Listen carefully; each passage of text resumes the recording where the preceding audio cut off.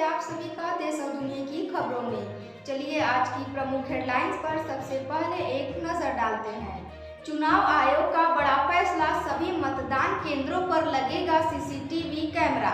Air India के विमान में खराबी, सभी यात्रियों को उतारा गया। अहमदाबाद विमान हादसे में अमेरिकी कंपनी भी जांच में जुटी। एफएटीएफ ने कहा पहलगाम हमला बिना किसी आतंकी फंडिंग के संभव नहीं है। भारत सरकार ने जनगणना का नोटिफिकेशन जारी किया।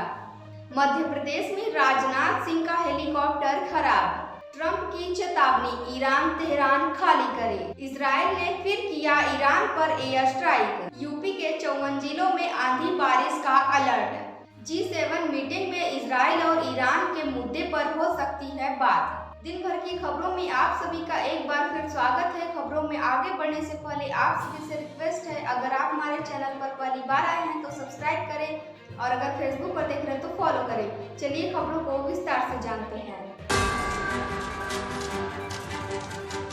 चुनाव आयोग का बड़ा फैसला, सभी मतदान केंद्रों पर लगेगा सीसीटीवी कैमरा। वोटिंग प्रोसेस की निगरानी बढ़ाने के लिए चुनाव आयोग अब सभी मतदान केंद्रों की वेबकास्टिंग करेगा। इसी ने सोमवार को बताया कि बिहार विधानसभा चुनाव से यह फैसला लागू किया जाएगा। वेबकास्टिंग डेटा आयोग के इंटरनल यूज के लिए होगा, मतलब इसे सार्वजनिक नहीं किया जाएगा। अभी तक 50% पोलिंग स्टेशन की ही वेबकास्टिंग की जाती थी। इंटरनेट कनेक्टिविटी वाले इलाकों में वेबकास्टिंग की जाएगी। जिन इलाकों में इंटरनेट कनेक्टिविटी नहीं है वहां वीडियोग्राफी, फोटोग्राफी जैसे ऑप्शन व्यवस्था की जा सकती है। अगली बड़ी खबर है, एयर इंडिया के विमान में खराबी, सभी यात्रियों को उतारा गया। सैन फ्रांसिस्को से मुंबई जा रही एयर इंडिया की फ्लाइट में तकनीकी खराबी आ गई, जिसके चलते यात्रियों को मंगलवार सुबह कोलकाता एयरपोर्ट पर प्लेन से उतारना पड़ा। फ्लाइट नंबर AI 180 कोलकाता होते हुए मुंबई जा रही थी। विमान 17 जून को 12:45 पर कोलकाता पहुंचा था। इसे मुंबई के लिए रात 2 बजे रवाना होना था। विमान के बाएं इंजन में तकनीकी खराबी आने के कारण टेक ऑफ में देरी हुई। इसके बाद सुबह करीब 5:20 पर कैप्टन ने यात्रियों से कहा कि वे प्लेन से नीचे उतर जाएं। उन्होंने बताया कि यह फैसला फ्लाइट सेफ्टी को ध्यान में रखते हुए लिया गया। अगली खबर है, अहमदाबाद विमान हादसे की जांच अब अमेरिकी कंपनी भी करेगी। अहमदाबाद विमान हादसे में जान गंवाने वाले गुजरात के पूर्व सीएम विजय रूपानी का सोमवार रात करीब 10 बजे अंतिम संस्कार किया गया। गृह मंत्री अमित शाह, गुजरात के मुख्यमंत्री, राज्यपाल समेत कई लोग शामिल हुए। अहमदाबाद सिविल अस्पताल प्रबंधन के मुताबिक अब तक 125 शवों के DNA मिल चुके हैं। सोमवार रात तक 83 शव उनके परिजनों को सौंपे गए। जो लोग परेशान हो रहे हैं उनके लिए काउंसलिंग की व्यवस्था की गई। दुर्घटनाग्रस्त हुआ बोइंग अमेरिका में बना था, इसलिए अब अमेरिकी agency United state national transportation safety board भी हादसे की जांच में जुट गई है। अगली खबर है, एफएटीएफ ने कहा पहलगाम हमला बिना किसी आतंकी फंडिंग के संभव नहीं है।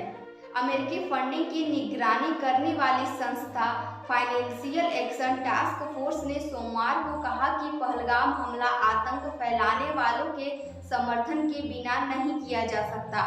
इसके लिए फंडिंग भी की गई। एफएटीएफ का यह बयान पहलगाम हमले के 55 दिन बाद आया। ग्लोबल टेरर वॉच डॉग ने कहा कि आतंकी हमले लोगों को मारते हैं, घायल करते हैं और दुनिया भर में डर फैलाते हैं। एफएटीएफ का यह बयान ऐसे समय में आया जब भारतीय अधिकारियों ने पाकिस्तान के लगातार आतंकवाद को समर्थन देने और मल्टीपल फंड को हथियारों की खरीद में इस्तेमाल करने की बात को उजागर किया। अगली खबर है, भारत सरकार ने जनगणना का नोटिफिकेशन जारी किया। गृह मंत्रालय ने 16 जून को जनगणना के लिए नोटिफिकेशन जारी कर दिया। केंद्र सरकार 2 फेज में जातीय जनगणना कराएगी। नोटिफिकेशन के मुताबिक पहले फेज की शुरुआत 1 अक्टूबर 2026 से होगी। इसमें 4 पहाड़ी राज्य हिमाचल प्रदेश, उत्तराखंड, जम्मू कश्मीर और लद्दाख शामिल हैं और 1 मार्च 2027 से दूसरा फेज शुरू होगा। इसमें देश के बाकी राज्यों की जनगणना शुरू होगी। केंद्र ने 30 अप्रैल 2025 को जातीय जनगणना कराने का ऐलान किया था। देश में आज़ादी के बाद यह पहली जातीय जनगणना होगी। अगली खबर है मध्य प्रदेश में राजनाथ सिंह का हेलीकॉप्टर खराब। मध्य प्रदेश के पचमढ़ी में भाजपा सांसद विधायकों के प्रशिक्षण वर्ग में आए रक्षा मंत्री राजनाथ सिंह की वापसी के दौरान हेलीकॉप्टर में तकनीकी समस्या आ गई। वे वायुसेना के जिस हेलीकॉप्टर से आए थे वह उड़ नहीं सका, जिसके बाद वे वायुसेना के ही दूसरे हेलीकॉप्टर से भोपाल के लिए रवाना हुई। देश के रक्षा मंत्री राजनाथ सिंह सोमवार दोपहर 12 बजे से 2:50 तक पंचमढ़ी में रहे। वे दोपहर 2:30 पर हवाई पट्टी पर आकर हेलीकॉप्टर में सवार हो गए थे, लेकिन तकनीकी समस्या के चलते हेलीकॉप्टर को उड़ाने में दिक्कत आ रही थी। अगली खबर है ट्रंप की चेतावनी, ईरान तेहरान खाली करे। अमेरिकी राष्ट्रपति डोनाल्ड ट्रंप ने सभी लोगों को तुरंत ईरान की राजधानी तेहरान खाली करने की चेतावनी जारी की है। उन्होंने कहा कि ईरान का न्यूक्लियर डील साइन न करना उनकी मूर्खता है। वहीं इजरायली पीएम बेंजामिन नेतन्याहू ने जंग खत्म करने को लेकर कहा कि खामेनेई की हत्या से जंग बढ़ेगी नहीं बल्कि खत्म होगी।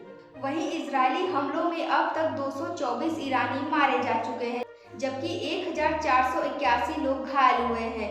वहीं इजराइल में अब तक 24 लोग मारे गए, जबकि 600 से ज़्यादा लोग घायल हैं। अगली खबर है इजराइल ने फिर किया ईरान पर एयर स्ट्राइक। इजराइल और ईरान के बीच लगातार चौथे दिन संघर्ष जारी है।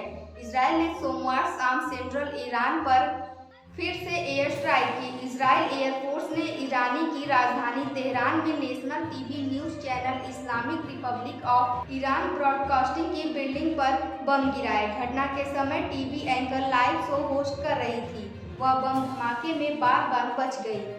घटना का वीडियो भी सामने आया, जिसमें एंकर को स्टूडियो से भागते हुए देखा गया। अगली खबर है यूपी के 54 जिलों में आंधी बारिश का अलर्ट। यूपी में प्री मानसून बारिश का दौर जारी है। मौसम विभाग ने आज 24 जिलों में भारी बारिश और आंधी का अलर्ट जारी किया है। इनमें से 10 जिलों में भारी बारिश की चेतावनी भी दी गई है। पिछले 24 घंटे में 46 से ज़्यादा जिलों में बारिश हुई। आज की अंतिम खबर है G7 मीटिंग में इजराइल और ईरान के मुद्दे पर हो सकती है बात। इजराइल ईरान तनाव का असर G7 समिट पर भी दिख रहा है। अमेरिका के राष्ट्रपति डोनाल्ड ट्रंप कुछ देर में समिट को बीच में छोड़कर अमेरिका लौट रहे हैं। व्हाइट हाउस में मंगलवार सुबह बताया कि मिडिल ईस्ट में तनाव के चलते ट्रंप ने यह फैसला लिया है। हालांकि अपने बयान में ईरान इजराइल जंग का जिक्र नहीं किया है। इस बीच ट्रंप ने सोशल मीडिया पर लिखा, ईरान को परमाणु समझौते पर हस्ताक्षर करने चाहिए। ईरान न्यूक्लियर हथियार नहीं रख सकता है। मैंने यह बार बार कहा है। सभी को तुरंत तेहरान खाली कर देना चाहिए। आज की खबरों में इतना ही। कल फिर मिलते हैं नई देश और दुनिया की खबरों के साथ। आप सभी को शुभ संध्या।